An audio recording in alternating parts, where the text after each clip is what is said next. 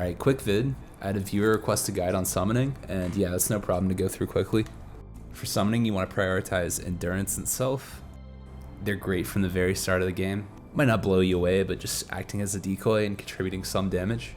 Then later in the game, they become basically mandatory for all builds, if you want your build to be good. There's too much gap between builds that do and don't have it, which is a design issue. I don't make the rules. As far as choosing a summoning type, all of them are really good. There aren't really drastic differences between most of them. Wasps have the fastest movement speed and chase. They also have a triple hit, which amounts to higher accuracy and crit rate. A little less tanky than the others, doesn't really matter. Still by far the best for the most part. Then maidens, if you're specifically looking for summons to act as a decoy and stall time.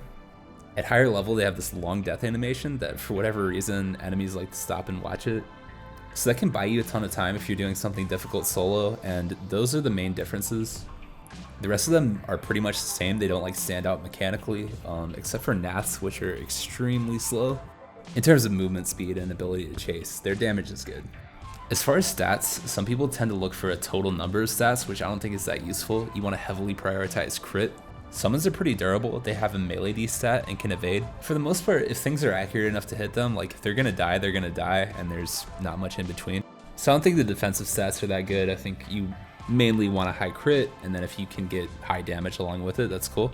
You see I have them set in quick slots at the bottom of my bar so I can hotkey them. When you place a summon, it's gonna come out a short distance in front of you like this. So you want to aim them on the thing you intend to kill. Summons actually have sneak attacks, so standing on opposite sides can take advantage of it. As far as actually using them in combat, most things you want to use an elemental vuln first, then imperil. Alright, so I drop my summon. Pay attention here. You tell me, is it hitting with 100% accuracy when you see it swing? If the answer is no, there are things we can do about that. So for most mobs without a weapon, you want to debuff their melee D, and if that's still not enough, their coordination and quickness, which are the attributes that govern the melee D stat. For these Burning Sands golems, a melee D debuff plus one attribute like cord seems to be a sweet spot. Usually dead by then if they're vulned and imperiled. For mobs with a weapon, you cast the item debuff Lure Blade. You can cast creature with it, but it's generally more impactful than the creature ones. If they're dual wielding, it's kind of inconsistent. Sometimes you can cast it twice on their body and it'll get both weapons, but for other mobs you have to like manually target one of their weapons, so just something to be aware of. And if you really want to go the extra mile, there's Lesser Stasis Field, which is Garland's reward for life spec. It's the Salandoi. That amounts to an extra -13 melee D, so on things that are on the tankier side, like Jerain, VR bosses, Hoshinoke, just a little extra speed that I didn't see anyone else on the Vistris using. Still probably not super common, but is worth it on those longer fights.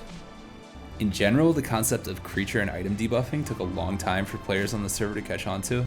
I remember showing up to runs of the old version of RTW where just like nobody would creature debuff the curator, and it's like, oh man, poor melees. But debuffing for summons is absolutely the fastest way to play the game on most of the content, so I'm glad people are catching on.